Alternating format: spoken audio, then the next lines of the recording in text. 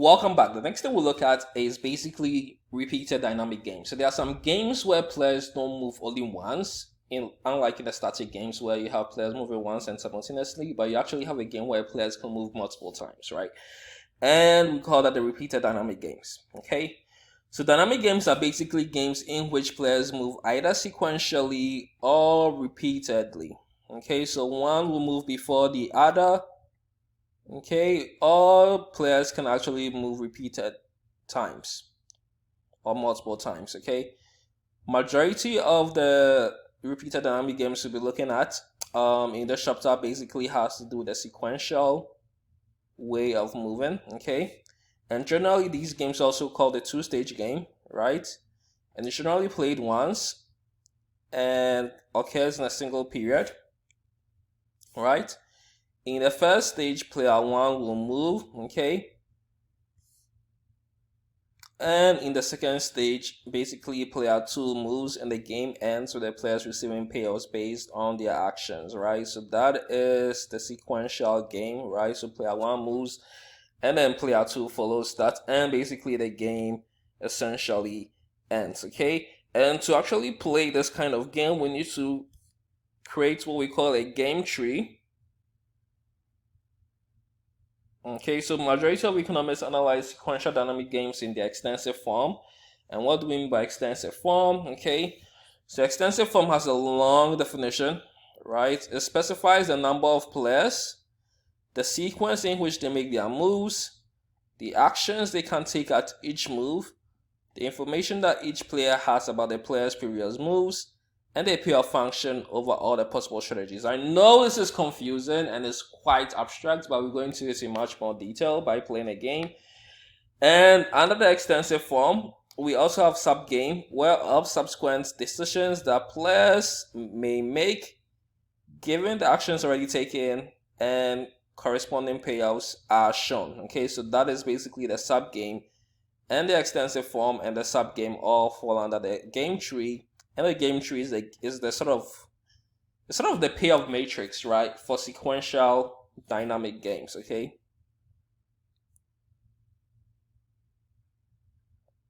All right. So when we're looking at sequential gaming, we basically use the game tree.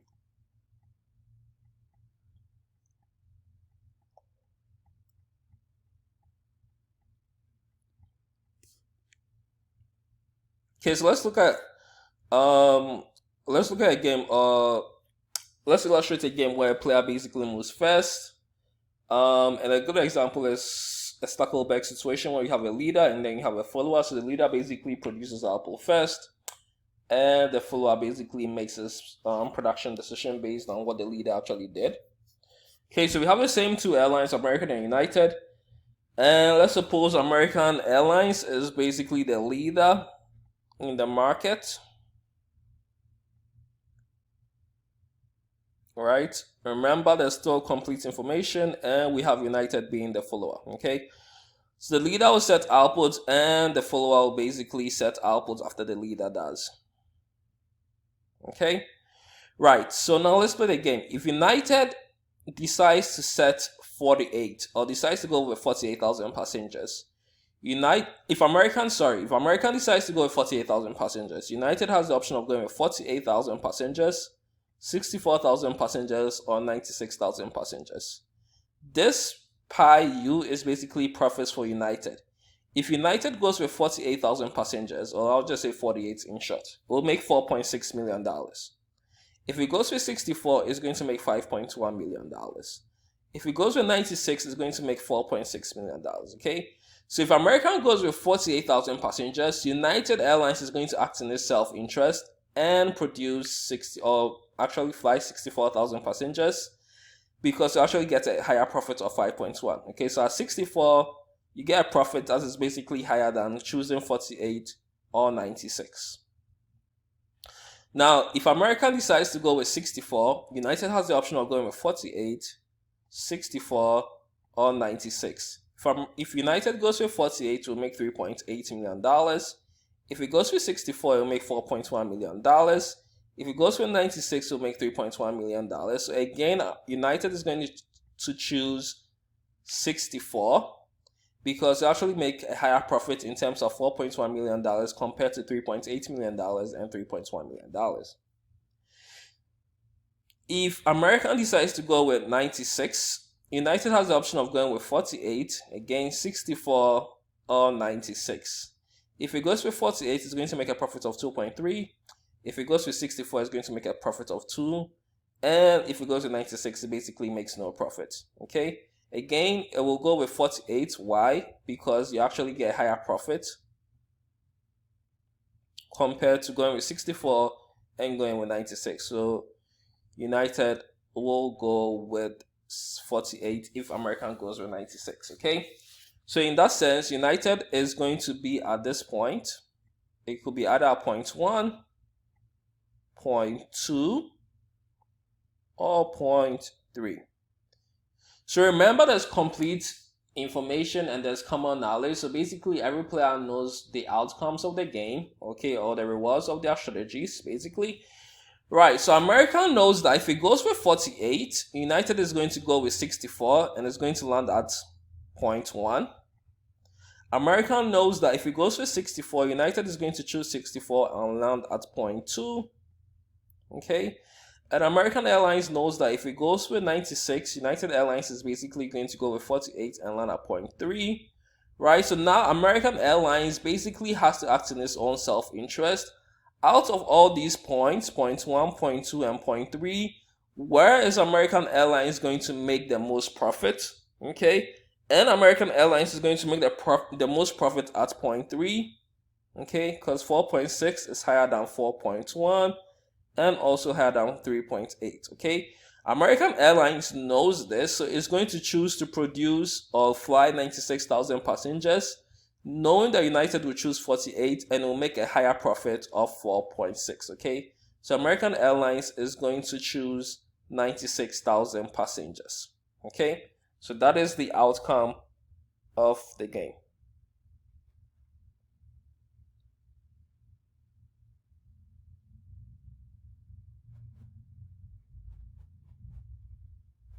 Let's take a look at another example, okay.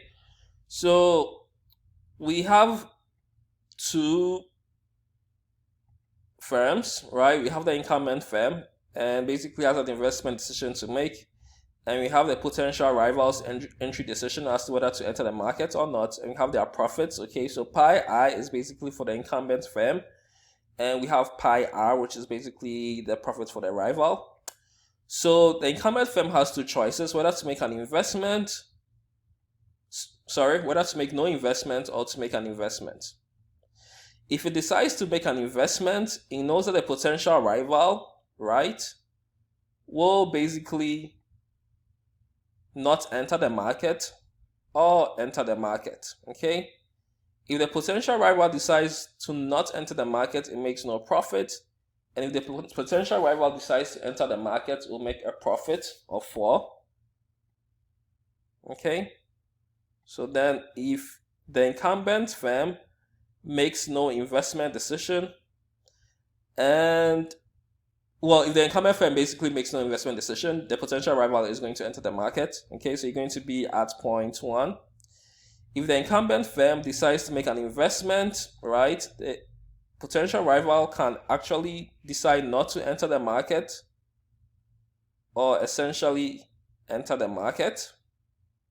Okay, if it does not enter the market, it makes no profit. If it enters the market, it makes a loss, so you're going to end up at point 2. Okay, so the incumbent firm basically knows this, right?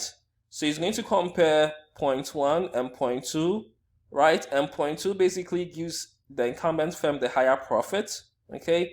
So the incumbent firm is going to end up in making an investment knowing that the potential rival will not enter the market, so it actually ends up at point 2.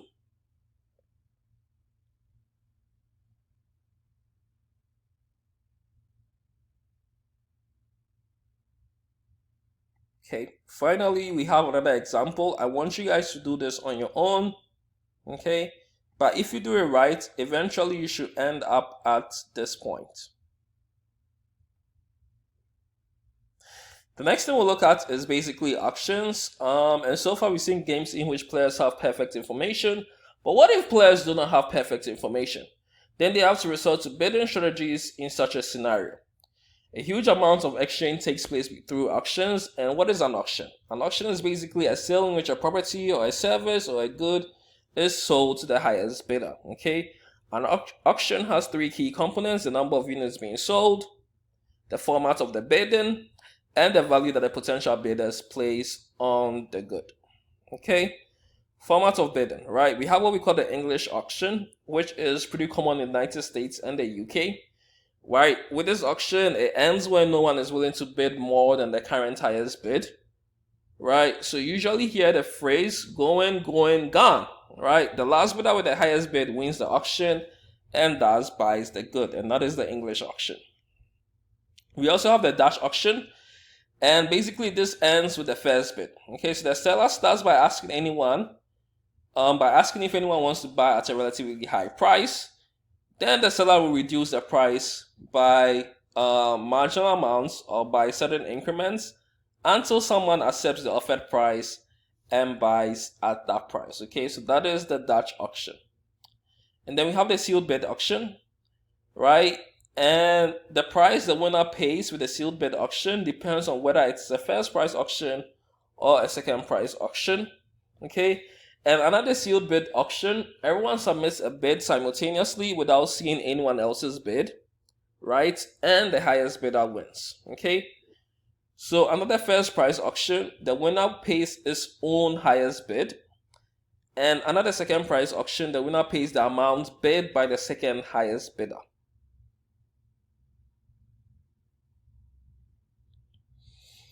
And then we have the double auction. Okay, so another double auction, all potential buyers and sellers in the double auction may make public offers stating prices at which they are willing to buy or sell.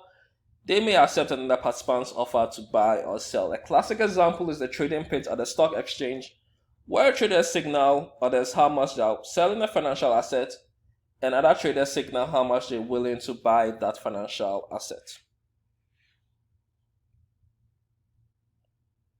And then we have a couple of more definitions. So the value of a bid, we have the private value. If each potential bidder places a different personal value on the good, is known as the private value. Okay, so a good example is, let's say, art, okay, which is being bid for. And we have common value, right? And it's basically any good that has the same fundamental value to everyone, but no buyer knows exactly what that common value tends to be. And then finally, we have the winner's curve, right? And the winner's curve, the winner's curve, and the winner's curve occurs when the auction winner's bid exceeds the common value item's value. And this actually happens when there tends to be overbidding because bidders are not sure about the true value of the good. Okay, guys, I know I went through the auction pretty quickly, but it's mainly definitions. There's no math in there, or I'm not going to test you about the math related to auctions, so you don't really need to know about it. But again, I would urge you to read the textbook. It's quite different trying to lecture or just record videos. It doesn't sound as natural because I'm not actually in the classroom. I don't see your faces. I don't gauge your reactions. So things are a bit difficult. But I urge you to read the textbook. If you don't understand anything, if I was moving too fast with these videos, please email me a question and I'll be more than happy to answer it. You guys were fantastic during the whole semester. Again, I miss you guys so much, and take care. Okay.